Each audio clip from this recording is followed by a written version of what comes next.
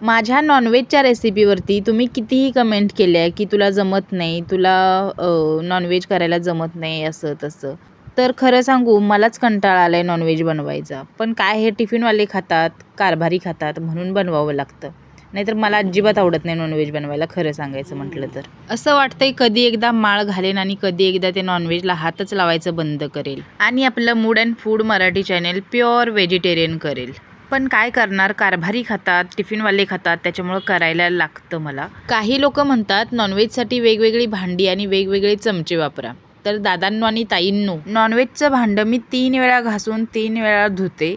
मी काय ते वेगवेगळं बनवत नाही आणि बनवूच शकत नाही. खरंच सांगते, नाहीच बनवू शकत. कारण आपण आपल्या घरात पाळलं तरी आपण दुसरीकडे जातो समजा जेवायला, पाहुण्यांच्याकडे वगैरे, माहेरी सासरी म्हणा, तिकडे तीच भांडी वापरली जातात ना. मग काय आपण घरात वापरलं बाहेर वापरलं त्याला काय होतंय, फक्त घासून घ्या चकाचक.